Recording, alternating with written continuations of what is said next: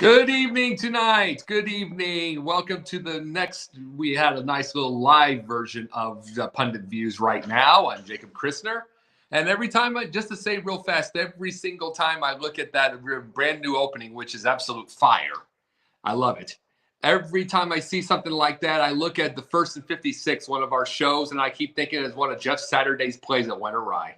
Anyway, so who I've got tonight is one of our mainstays from Sideline Sports. I've been wanting to talk to him for a while. It's like, he reminds me of me from when I was a kid. And it reminds me a lot. The knowledge of the sports and the love of it and everything like that. It's kind of an interesting story. Anyway, here comes Will Vogel. Hey, Jacob. How are you doing this evening, Will?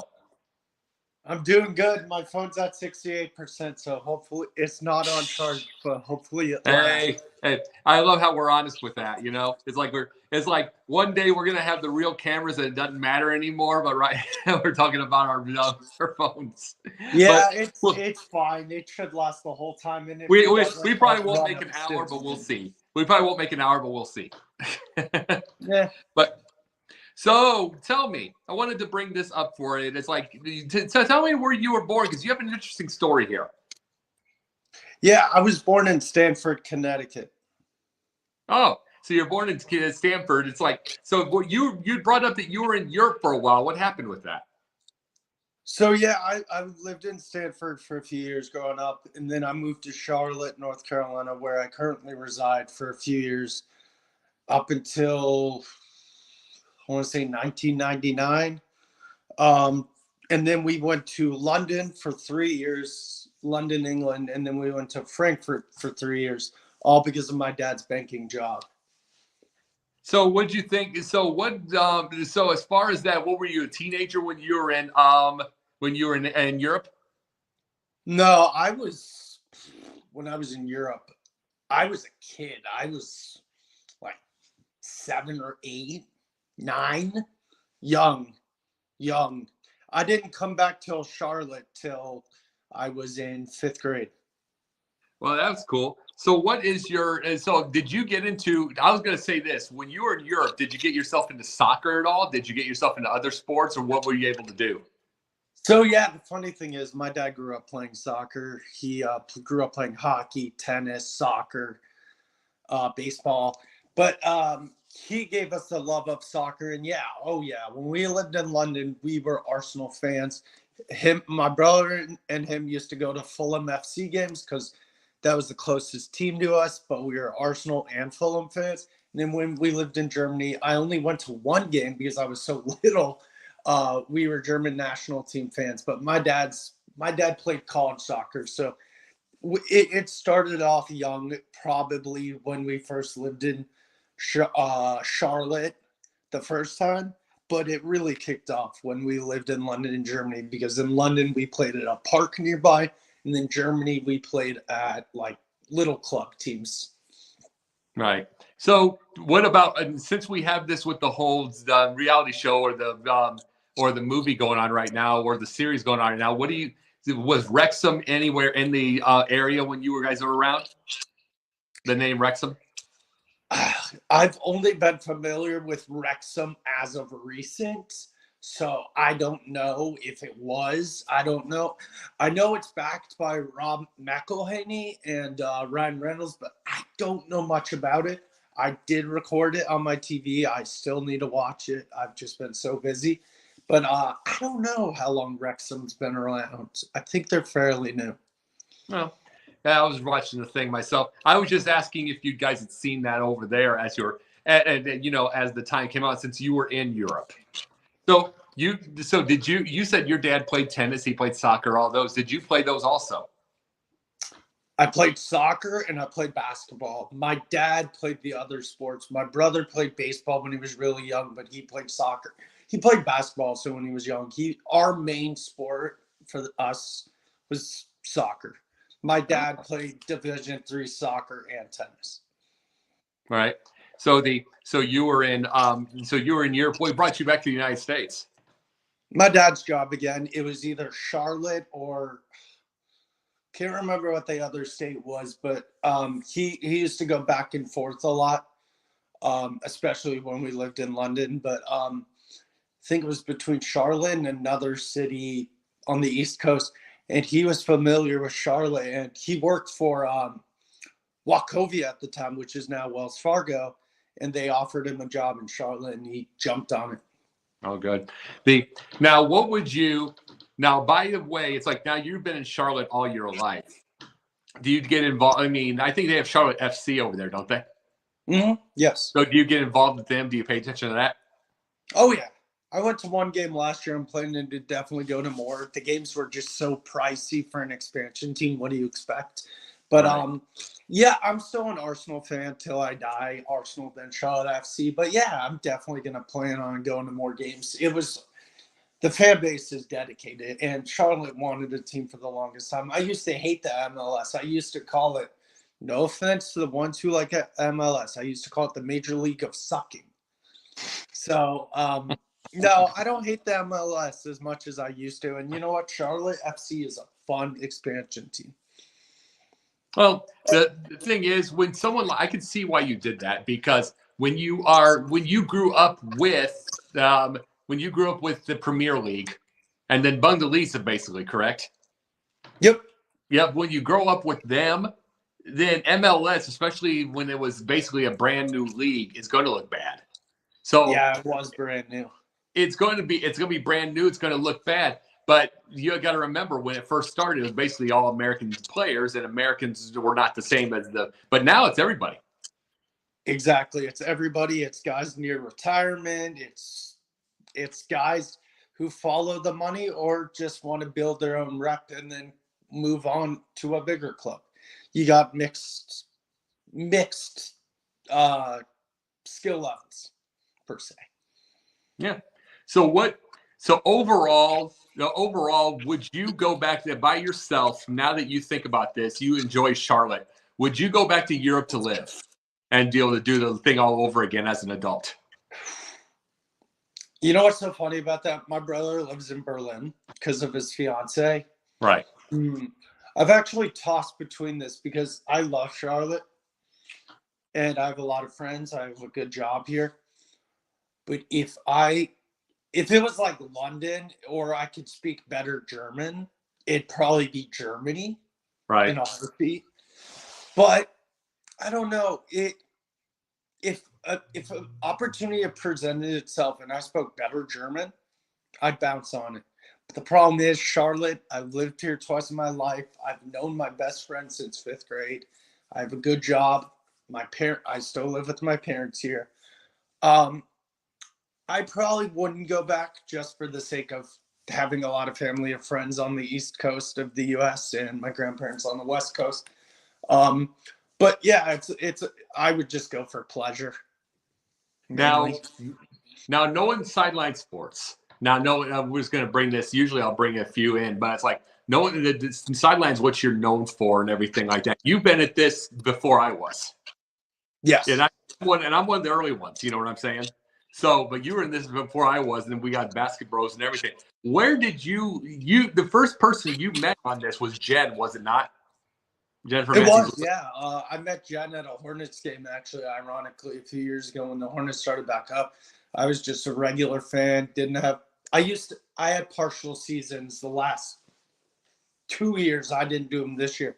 But way before then, I used to just go to games randomly. And ironically, I was just another fan sitting ahead in front of Jen when she had full-time season tickets, and we clicked from there. So, yeah, she was the one who introduced me. Oh, yeah. And then from there on out, it's like, who got who into Sideline? Her or her to you? She got me. She actually messaged me, and she said, "Hey, there's this cool network. I know you love your sports.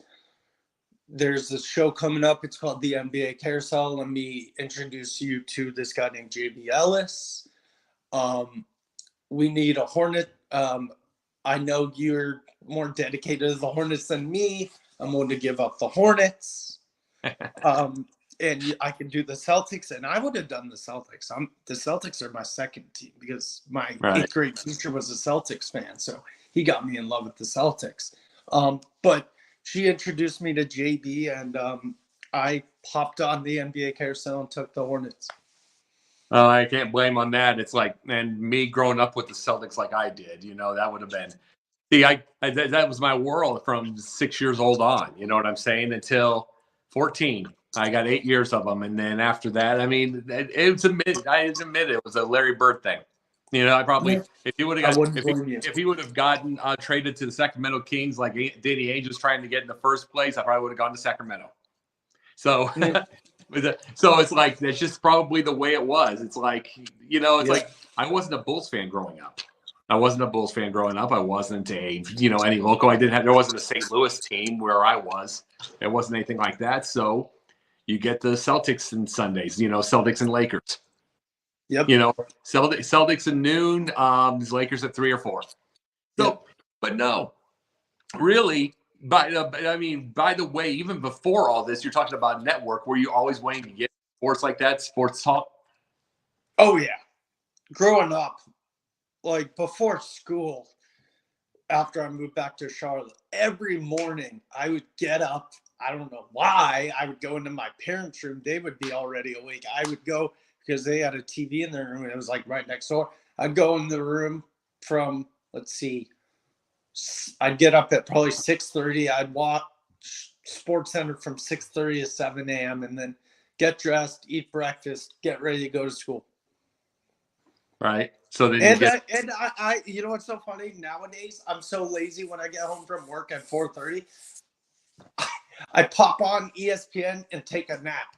I let it go into my ear. It's like a bug. It's like a bug in my ear. Hey, to me, ESPN just puts me to sleep anyway. So yeah, well, old ESPN was so good, but now ESPN. Well, you got to remember when everything comes new, it all becomes production.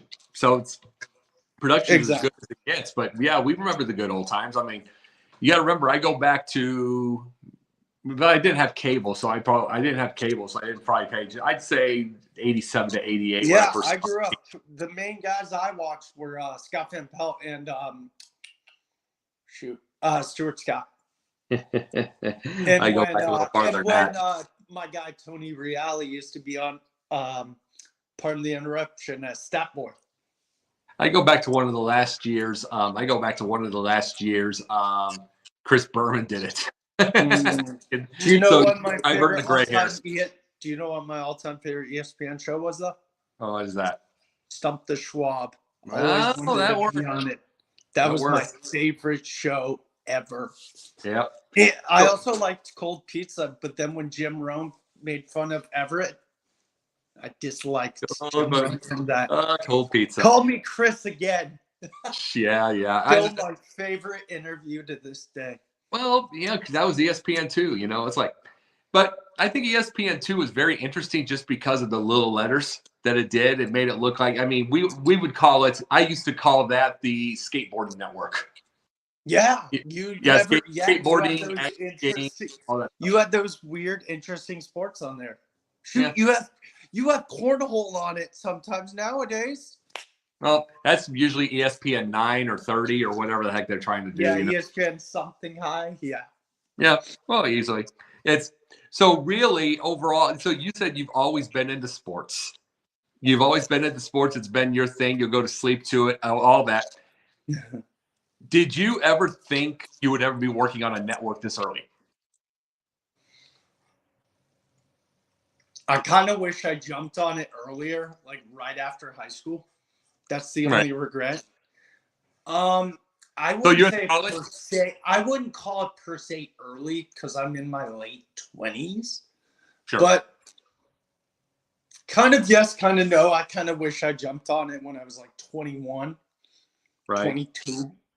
But I let's just say I'm fortunate because I've always wanted to do like radio or TV or broadcast of something. Like I do YouTube on the side. Yeah. Well, one of the great things that Sideline gives everybody now, we have got hours, we got hundreds of hours, all of us. We got hundreds of hours of things we can show off to anybody now what we want to do. You know what I'm saying? Yes. And it's like, and that's one of the great things that this network is given. And mind you, I'm fully committed to this network. Oh, I am too. Huh? I am too. Oh yeah. And one of the things I was going to bring is you've got what, 4 shows? Carousel. Technically 3 or 2 or 3. So what's your favorite show? What do you really like to do? Oh gosh. You mean my favorite show on Sideline? Yeah. Okay, other than Basketbros, of course I love my Basketbros. You know what show I really like? I love all the shows, don't get me wrong. Right. I love Gauntlet. I like Pundit. I like Chicks and Salsa. I love all them all.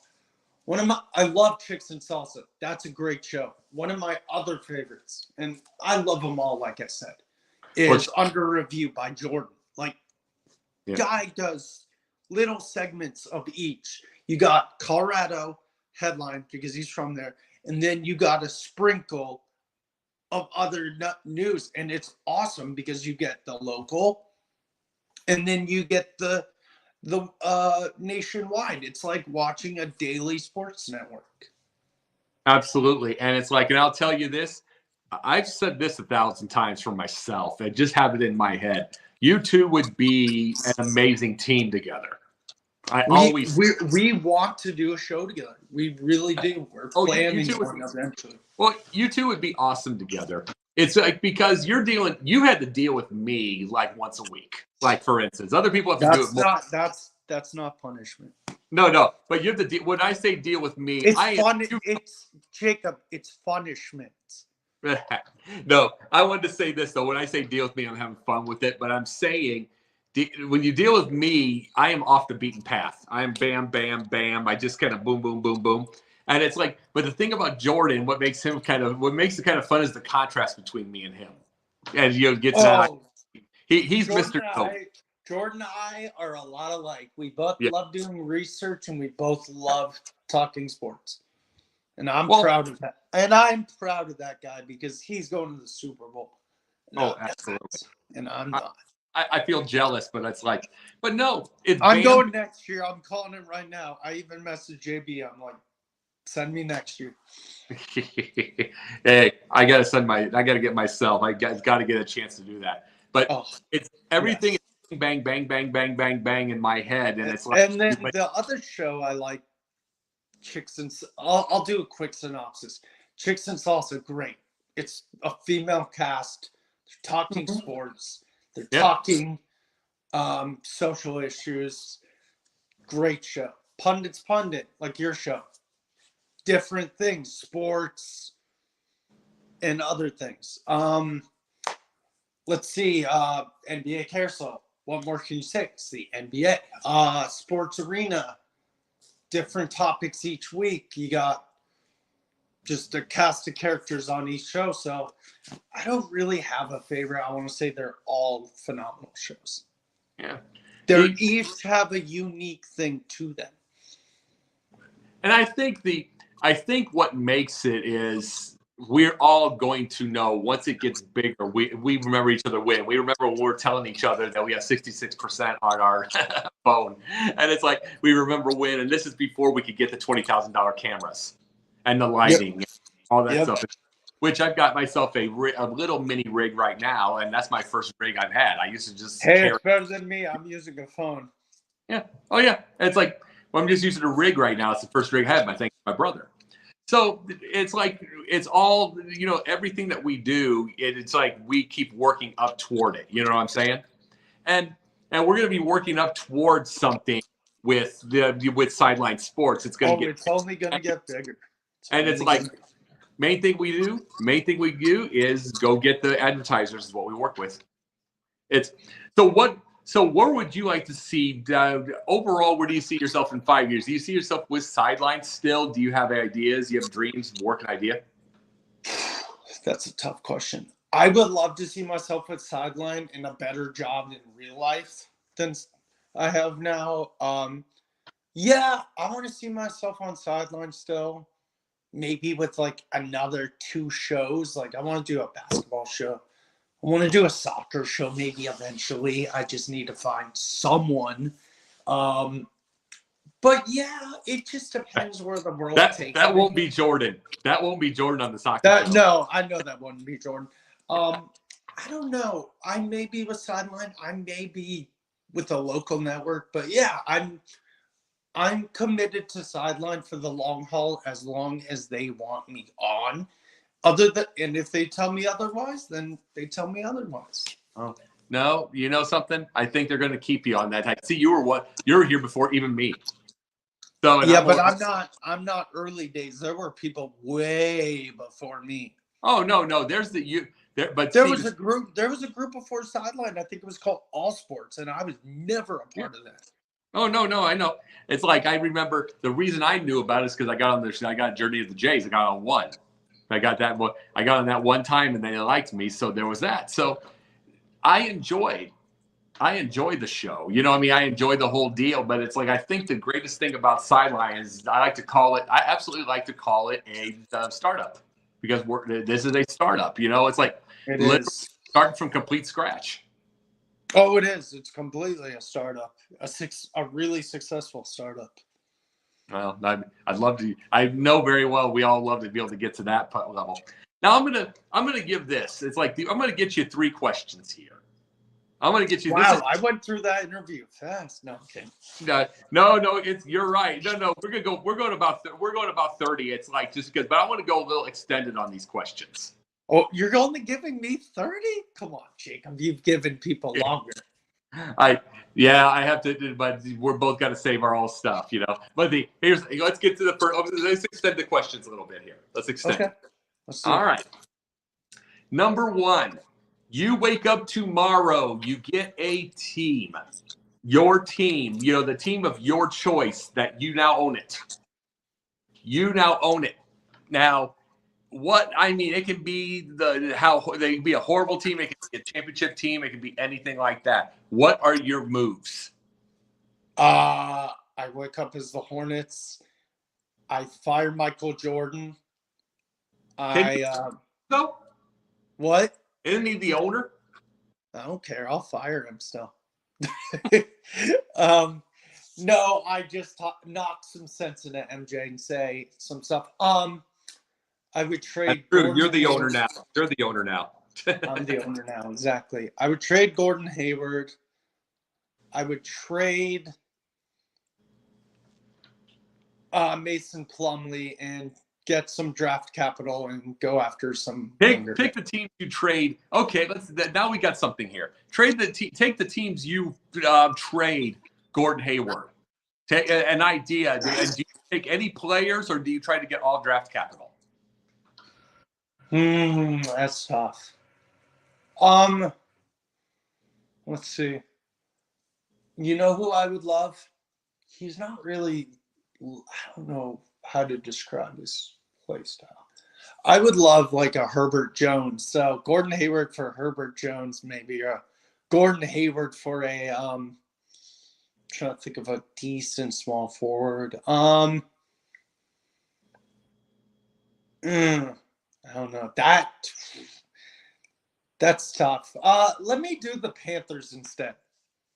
We'll make it a 1A, 1B. Let's do the Hornets. Okay, I'll get asked this question. Here's another part of the Hornets question. Tough. As an owner, we already know what you think as a fan. As an owner, do you go get LeBron James? No. Not even as an owner? We're not talking fan here, okay? No. I think he's shown he's slowed down quite a bit.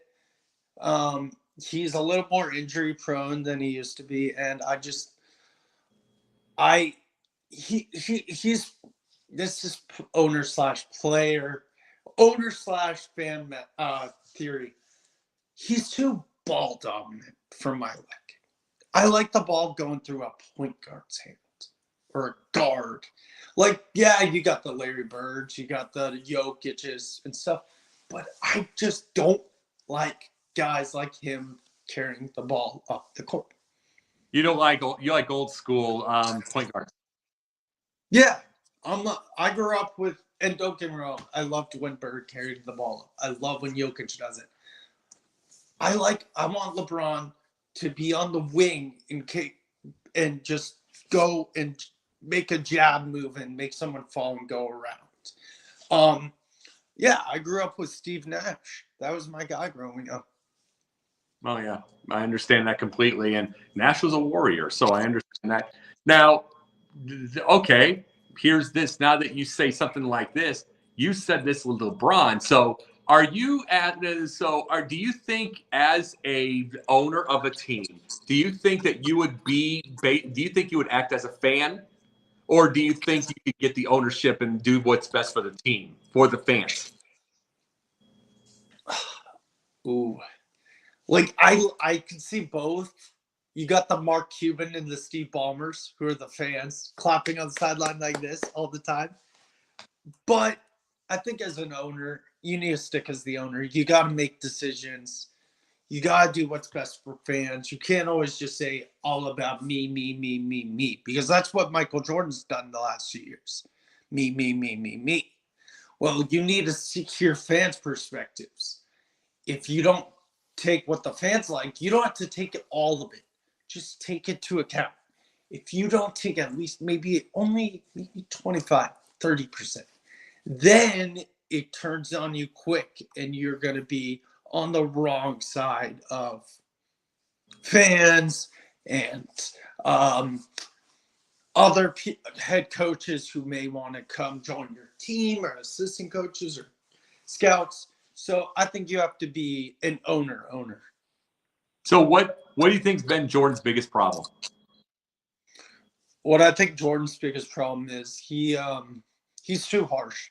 He's harsh, and he also is lackadaisical. When I mean harsh, a few years ago, Malik Monk made a stupid play. I forgot what happened. He missed a shot. Something happened. He literally went up on Malik Monk and went like this. Hits him in the back of the head. Dude, no. Talk to the guy after the game and say, why did you do that? What was your thinking? You don't hit the guy in the back of the head. You think that's going to register with him? No.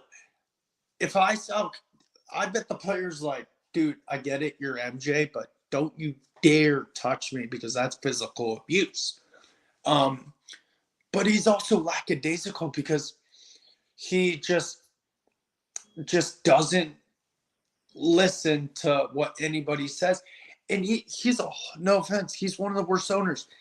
A lot of these owners, I know you don't always have the time, go to their team's games. Mark Cuban almost goes to every home game for the Mavericks. Steve Ballmer goes to almost home game for the Clippers. Michael Jordan, every blue moon, will show up at the Hornets game every 3 weeks, and he sits behind the bench. And then the rest of the time, he's nowhere to be seen. But you know who's always there? Mitch Kupchak, our GM. That's why. And MJ, I feel like, needs to be present at least half of the home games. Maybe a little less than half. But, dude, because then it shows that your owner is behind you. He backs you up. He supports you. He wants the best for you. If an owner's not there, then you're like, who am I playing for besides the fans? Oh, the GM, assistant coaches. The guy you want to impress, number one, is the owner. And guess what? He's not there. Okay, we're going to do the Panthers now. I liked what you were doing there. Let's do 1B, the Panthers. All right, you wake up, that's the Panthers, and now we're in the off season. So where are we going? And you're going to be in the war room also, since it's draft time coming up. Oh, boy. I keep Darnold for one more year. I know he's been through a lot, and he played a lot. Last few weeks were great, but this is Darnold's last chance. Yeah, you got Matt Corral, who's an RPO, run pass option quarterback, but you go for the CJ Stroud and say, hey, Sam, now or never. If you struggle, you're not coming back next year. If you start, great. But this year is the year you need to make strides or you're off the team next year because you've had plenty of time to grow as a player. Yeah, the Jets weren't a great team and his O-line was terrible. But you've been in the league, you've practiced, you've put in hard work. And again, like I said, they didn't have a lot of weapons around him, but it's time to grow. Some of these guys have not had weapons and done well. Like, look at Brock Purdy, Mr. Irrelevant. I know he has Kittle, McCaffrey, Debo, and those guys. But, dude, come on, Sam. Like, dude, you need to – what I think you need to do, and you've said this on a previous show. I don't remember where. And I know Daniel Jones does it because I've talked to Daniel Jones' high school coach. I met his high school coach one time. Daniel Jones takes his receivers from the Giants, goes to near Duke University, and practices over the summer with them. Sam Darnold, go with your receivers and running backs sometime during the offseason, maybe for a week, maybe for a few weeks, maybe a month even, not all at once, and practice with them in the offseason somewhere you know, and do bonding activities so you can be familiar with your teammates. Other things, I like Deontay Foreman, but I feel like Chuba Hubbard eventually will be the main back. I would just like they're both the same running back, basically, big build, big body. I would like another speedster, like when we had McCaffrey. I would like a little more help for DJ Moore and a better tight end core. Our best tight end is Ian Thomas, and I have not seen anything great from him the last few years. So, yeah, there's a lot of issues. I heard of tweets, by the way. There's a few tweets on there. It's probably just tweets and it's conjecture. You know, it's just. But here's the tweet. Someone was going to try to talk about the Panthers trying to get Justin Fields. And let me ask. I don't want Justin Fields. I think Justin Fields is just fine in Chicago. If you could build a team around him, you're good. I don't. But it's like. But I'm going to say this. It's like the. It would have been the whole point of it would have been a Justin Fields in around 6 and 25 for a pile of it. So it's like which the Bears would have won that one. But the biggest thing about it is the fact. Do you think a Frank Reich could work with a Fields, considering he's never had a coach? A Fields? Yeah, I think Frank Reich's a really good QB coach because he coached for Philip Rivers. Sure, he got the leader half of Matt Ryan and a few others. But the guy was a former quarterback in the NFL. He was a backup behind Jim Kelly, and he was the first Panthers quarterback. Yeah, he was no slouch. I think with the right QB, it can't be an older QB. It has to be a young QB, like a Fields or a Lance or a Lawrence. If it's a young QB in their first, second, third, fourth year, fifth year, maybe even, yeah. But if it's a guy like who's near retirement, like Matt Ryan's probably like 3 or 4 years from retirement, maybe even 2. Give him a young QB, a project to work on, and then I think he will flourish. If it's an older QB like a Matt Ryan, like when you had Matt Ryan, then you're asking for trouble because this guy's already set in his ways. He's already been in the league for a handful of years, and you can't teach an old – I know the saying goes you could teach an old dog new tricks, but not with the NFL. Not with the NFL.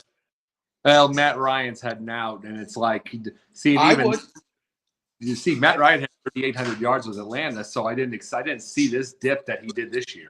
But for one thing, there's no way that Matt Ryan would ever go back to another Frank Reich deal. It didn't work out. But no, really, I just ask these things because personally, to me, I'm just trying to tell 32 teams in the league you can have Fields, and I'm trying to build on something like that right now. So what to get? So really, you're now in the war room. You're now in the war room. Where do you? I mean, truly, do you trade up, trade down? Do you where do you go to right now? What's their biggest needs right now? Well, quarterback, tight ends, maybe a running back in the late rounds. We could always use more O-line help. So yeah, just those four positions. So you think your defense is pretty good?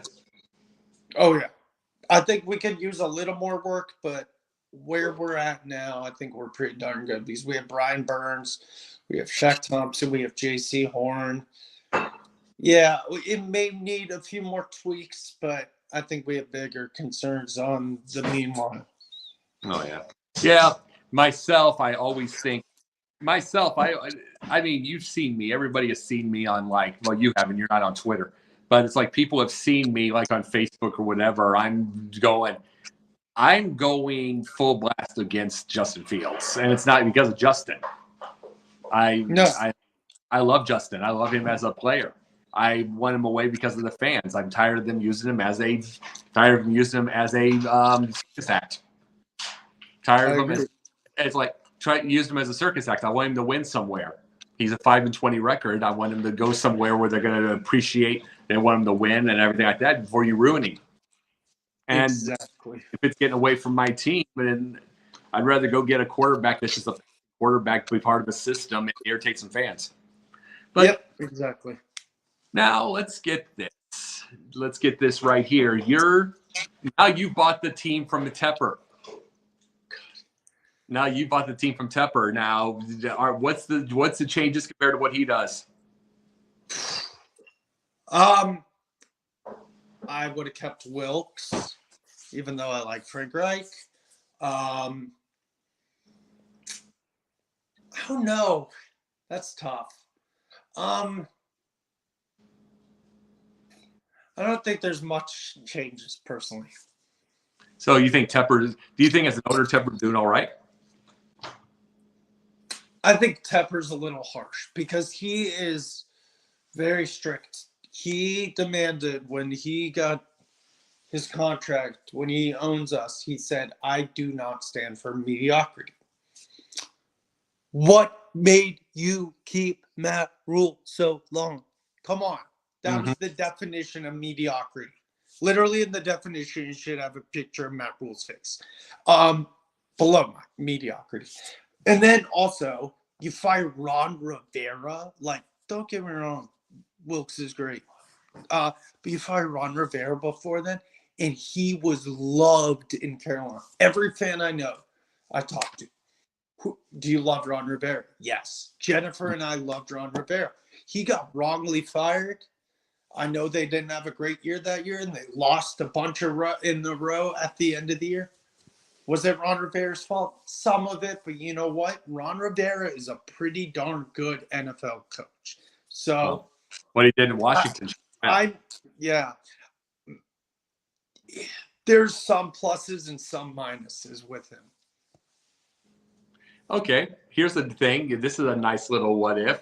Where do you put Jen? Where do you put Jen in the Jen Matthews Lewis in the franchise? What is she going to be doing? She's assistant to the owner. Oh, hey Jen, if you're watching, you're the assistant. Hey, I'm the head guy. I need an assistant. Like, hey, if I can't be 100 places at once. She's probably going to be doing all your mess ups, fixing your mess ups. Oh, yeah. She'll be like, yep, he didn't say that when he clearly did, but. Oh, man. Number 2. Jacob, you'll be my secretary, by the way. No, I'm kidding. We're going to keep with sports. I'm not going to go to the thing anymore. Jen kind of stopped my idea in this one. Oh, Number I know. 2. I've seen that one. She's like, I'm not answering. Yeah. Well, it's like, see, that happened. Then another person said the same thing. And I'm like, that's just not going to happen ever again. Okay. Number 2, you're Goodell. Do you go internationally since you've been international yourself? No, I don't think it's worth it. I don't think it's worth it because teams would probably have to go there and then take a whole bye week off. And plus the time change. I don't even get up for the NFL Europe games. Like if the Panthers play, I don't know, the Jaguars or someone, I'm not getting up at 9 a.m. to watch this game. They have a great fan base. Don't get me wrong. They have a great fan base overseas, but the time difference, because you're playing a team that is 8 hours ahead. Like if you have to travel there, you're playing a team 8 hours ahead of you. And then if you're the team from international, you're playing a team that's 8 hours behind you. So it takes time to you get jet lagged. So no, because the time change and you'd probably have to have a bye week after that. So no, don't go international. And number 3, and I want this here. I was talking about because I'm such a fan of you and Jordan as a team together for a show. What would you do? Let's do a little format thing right now. What do you think an idea for your show would be with Jordan? Oh jeez. It'd probably be like every sport. Soccer. No. Definitely soccer. Nah. We want to do a hockey show, maybe, but he already writes for a hockey guy. I don't know. It'd probably be a mixture of all sports, and it'd be like 10 minutes each segment. I don't know. We'll see. Well, no, you guys have the thing is, it's the notes. It's the note. You're both researchers, and see, we love our notes. My research is based off my memory, and I read everything. So it's based. I can only do that with current day stuff. Yeah. You don't go back as far as I do either.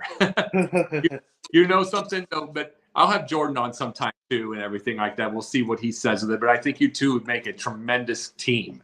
Just because, like I said, he's phenomenal. He's great. I have nothing but love for Jordan. Jordan and I have a lot in common, and we talk almost every other day. But cool. I have nothing but love for Jordan. Just make sure to don't make one mistake when it comes to him. Don't become a career referee. Right?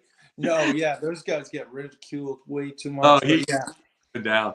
Well, man, I just wanted to say that it's been very cool. And that's that's why I went early with that question, with the 3-part question or the A and B and whatever, because you are into sports and you have an idea and you can go on for a little bit and build the deal.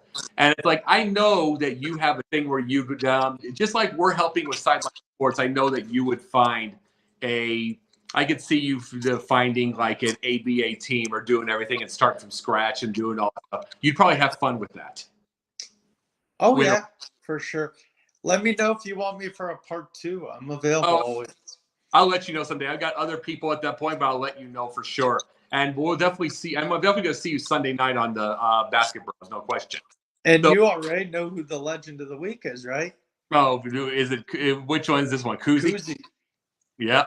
Yep. Well, it's a koozie without the beer. No. Yeah, exactly right. Well, I tell everybody where you're at, where you go, your whole all of your shows. Okay, so you guys can find me on the comments section of the South Florida Tribune YouTube channel. Go check them out. It's owned by Scott Morganroth. He has great shows. Yeah. He has Fire Up Michigan, Fire Up Wisconsin. He has what's the pigs? Inside the Pigskin, I think it's called. He has a bunch of different shows. Dom is with that one, but yes. And then there's like other shows. So guys, go check them out. I'm also on Basketbros. I'm on the Sip Off, hosted by Megan. I'm always in the comment section for Chicks and Salsa. Yeah, I'm wherever there's a show, I'm probably commenting somewhere or on it. Here's the one thing I want to say with Sideline. Jacob? Sorry about that. It's like, nope, but it's like, no, it's like something happened there. But this is the thing. This is one thing I want to say about Sideline Sports. And I mean every bit of this is as much as anything else, and we're slow moving, we're doing everything. May or may not look it. We appreciate the girls. They do so much for this network. They work their butts off. They really do. They do so much for this network. Megan, Jen, all of them. They do so much for the network, and we really appreciate them, and we want them to know that. Even with the thing. So it's like watching those shows and everything. They put their hearts into everything, and it's like a lot of networks could use that. They could understand that a little bit, how hard these women work. Yes, for sure. Well, I'm just saying. And Jay, come on in for a second. If he hasn't. Oh, we thought you fell asleep to some wings on your side. Nah. Nah, I'm here. And Jay, we appreciate you too. And we appreciate, just wanted to say this. It's like, this is a new show. I mean, I'm kind of going between producers all the time. So I appreciate you doing this tonight. And you know this, we appreciate the women, don't we? Of course. You know, they put their hearts out for this network. Yeah, for some, they most definitely you know make it go around. One thing that we are all about at Sideline Sports is diversity, and what we see, and you know you see broadcasts, and you just see everybody coming together with a common goal. And for a lot of us, we've actually known each other, you know, for years, and have even talked and had conversations outside of sports, you know. And so go ahead. I'm sorry. And so everybody, you know, is very much a part of everyone's lives. But I mean, we're all diverse over here. You get men, women, black men, white women, white men, you know, Hispanics. Will, he's like his own kind, you know. So, hey, there's me. I'm Chinese. I mean, yeah.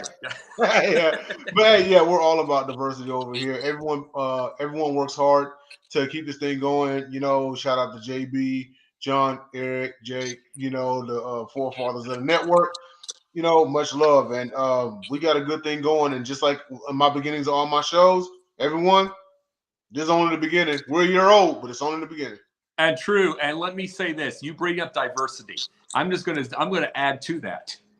We are real diversity, not this PR, not these public relations sheet that says we're totally for this, we're totally for diversity, we're all this stuff to try to make people in the media happy and not get all the bashing and all that kind of stuff. We're not that kind of. We're real diversity. We're diversity of people. We're diversity of thought, which people seem to try to stop. Yep. They try to stop diversity of thought. We're diversity of everything. We're the real deal. We're not trying to do based off what public relations says is diversity. We are diversity that you could see elsewhere that people would believe in. Right. That they're not going to hate, that they're not going to get annoyed with, roll their eyes. We're, you know, that's like, oh, let's see what will make people happy. Let's get a crowd. We're not that. We're real. Right. Yep. That's what I'm proud of with this thing. And we thank you very much for this thing, Jay, also. And thank you, Will. You've done a great job tonight. I appreciate it, gentlemen. I appreciate it. Yep. And everybody for Will Vogel, for Jay and his wings. Yep. For Jay and his wings, I'm Jacob Christner. This is the Pundit's View. I will see you Wednesday night with Pundit's Pundit and Jay also. Have a good night.